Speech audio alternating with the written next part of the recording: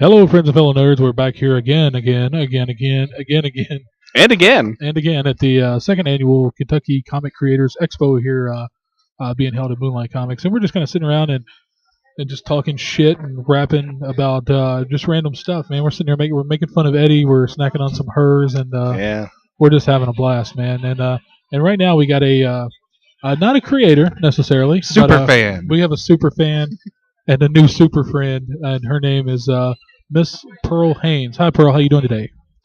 Pretty good. Woke up late. I forgot that there was an actual nerdish expo thing going on, so I just slammed my alarm. Now, did you wake up quick at about noon and realize that you had to be in Compton soon? I don't know. You don't get that reference. How old are you again? I'm sorry, I'm 18. Oh, that's probably why. Yeah, I think that song alone is like 12 years older than you. Yeah, I believe so. May I ask what the song is? Today was a good day. By Ice Cube. It's a hip hop Oh song. God. Yeah. So Back when he was hard and not doing those. Are we there yet? all up in the game. The only rap artist I listen to is Vanilla Ice. Yeah. There you go. That's all you need to listen to, actually. Well, actually, I just love the ironically bad stuff. Yeah. Fair enough. Yeah, I get that. That makes sense. So let's hear from you here, Pearl. What do you got going on? What is your thing? What is your niche here in the nerd world? What do you have? I just game. I watch a lot of anime, not so much manga. Do a little bit of comic books, it depends, and I just watch like other YouTube channels that host like game Okay, stuff. what kind of games do you play? It highly depends on the day. Like sometimes Aside from men's hearts, what else are you playing with? Men's emotions. All you women are the same. So that's what this show's about now. Your fedora's showing, dude. No, it isn't. Oh. No, I want to see you out in the parking lot after this show's over. Oh. Oh my But God. yeah, Wait, no, can we all take a second to appreciate the fact that I just got my ass handed to me on my own show? Yeah. Not only that, but by someone who doesn't look like she could hand me my own ass. It's a heavy ass, so that's why. Not that you don't look strong, it's just that I have a lot of ass. So Continue. I'm just going to shut up. Pearl, you take the mic. This is your show now. Shit. There goes Jeremy out the door. Later, Jeremy. So go on, Pearl. well, it just depends on the day. Like some days I feel like I'm gonna do like Final Fantasy, Chrono Trigger. Some other days I feel like I'm gonna do Pokemon. Other days, sometimes Saints Row. Dang. All right, you switch it up there. You go from Pokemon to Saints Row. Just try not to mix the two. Yeah. She threw some Chrono Trigger in there. I know. There's some cred right there. Okay. Oh my gosh. I saw like Joey's like head I'm go not boom. gonna lie. If I wasn't such an old man, I'd probably ask you to marry me.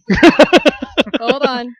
You guys are gonna like shit yourselves because of this. Holy crap. Actually, I just did, so I'm already out of this conversation. Completely unrelated. Eddie already should have said So, I asked one of the artists over here if they could draw me something. Uh-huh. Was that Kane? Not only did they draw it for free, but they drew freaking Magus from Chrono Trigger. Oh, I sweet. gotta see this. Let me see that. Oh. Real I'm close. gonna go shoot myself now. Hey, Joey's gonna leave the table and go over there to see Kane. That is supremely badass. That is awesome. I'm seriously getting Kane to draw a picture of Rogue kissing me. Are you a Yaoi fanboy? No. But yeah, that's Eddie, I don't understand why that's so. Is that the first joke you've ever heard? No, but I had it in my head of the actual picture, and just how happy the George's wearing illustrated the exact same expression Yeah. he wore when he met Jim Cornette. He's just real nervous and sweating. Oh, okay, I'm good. You guys continue. So we touched on gaming. What about comics? You reading any comics? I really wanted to start reading Tank Girl, but I can never find any comics for them, and It's tough to find. I'm a really shoddy online buyer, so I don't typically go there first. Right on. And what is now? You said before we went on before we went live here and started recording, you were talking about recently seeing Back to the Future for the first time. Is that correct? Yes. Now, I got one question for you.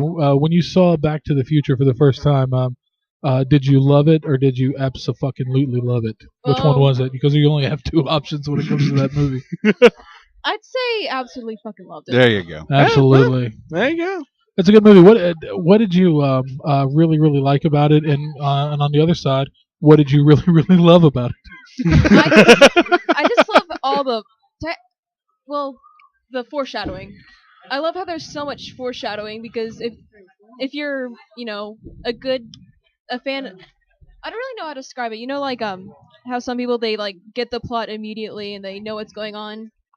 it? It's an adaptable film. It's relatable. It's very easy to follow. It's a wonderful story. It somehow crosses the line of being complex and also being very relatable too at the same time. And I can't say, as everyone who's ever listened to 1 minute of this show knows, I'm a huge Back to the Future fan. It's my all-time favorite movie, and it's wonderful. And it juggled a lot of storylines and timelines as well. There's a lot of little subtle nuances, even visually speaking, in the film that you don't really pick up until you watch the movie, over and over again. I mean, it's got redeemable value, and it's just wonderful, and I can't say enough about it. Now, you mentioned that somebody told you the third one is not as good.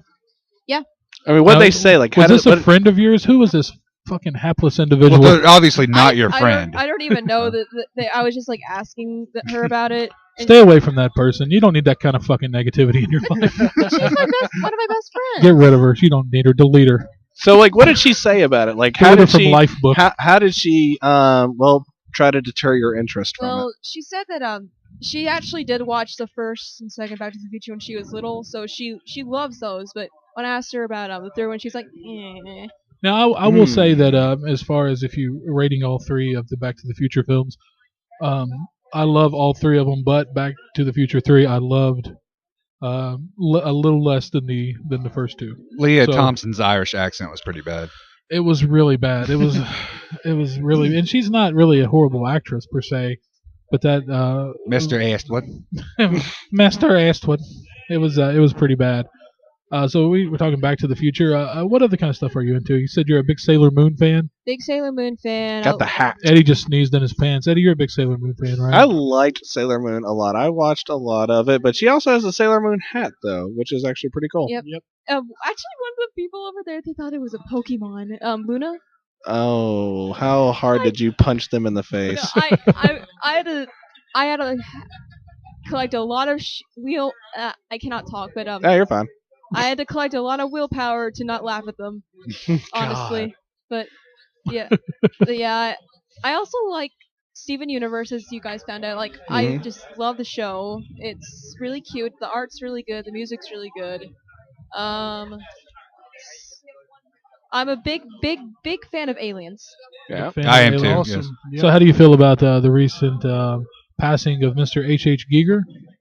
Oh man, that Very sad, right? ruined my day. I was at school, I was in my foods class. I was scrolling down, and then suddenly one of my RP friends made a photo that had like a xenomorph on it, and it said something like we have lost a very important person, and I immediately knew that it was going to be something bad. That's terrible. Now speaking of finding out horrible news in schools, I was in school when I found out that Chris Farley had died. You know Chris Farley? I've heard the name, but Oh, child. Oh, child. Yeah, I was in school, and it was 97? Yeah.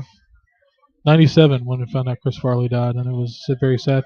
And I know how it is. It's weird to say because you don't know the person personally. It's just that their work affected you one way or another at some point in your life, and it's just tough to deal with. Like, I think I was sad. Like, there was a few deaths. Like, John Candy's death really really hit home. It was awful. Chris Farley's death was really sad. Like, that ruined my entire week. When I found Eddie was legitimately upset when Old Dirty Bastard died. I was legitimately upset when ODB died. I was actually really just emotionally upset when Lane Staley died, but Old Dirty Bastard really John hit me Ritter hard. and Johnny Cash dying within a month of each other. That was John terrible. Ritter was hard too because he was supposed to play me in our made-for-TV movie. Well, Chris Farley I was good. raped by what I thought was a friend. Yeah. That's the first time I've thought about that in years. That's the name of the movie, right? Yes. that's the name What of a But- horrible name for a film. Yes. one of the deaths that what usually happens to me is I usually see like a famous person from a couple of years ago, and I get really sad when I learn that they died.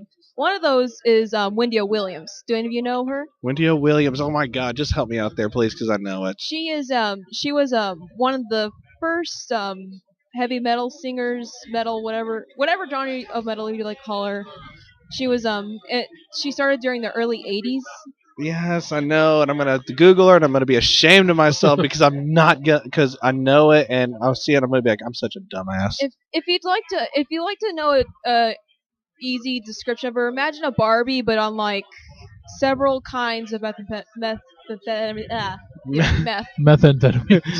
Yeah, just go with That's a meth. wonderful description, by the way. Barbie on methamphetamines. Yeah, but she was actually a really really cool person, but you know, she kind of Kurt Cobained herself. I mean, that's the way to go, apparently. I guess when you're in rock and roll. Yeah, that's sadly they gone the way of the Kurt Cobain. That's horrible. That's horrible. Pearl, thank you so much for sitting down and chit chatting with us today. We really appreciate it.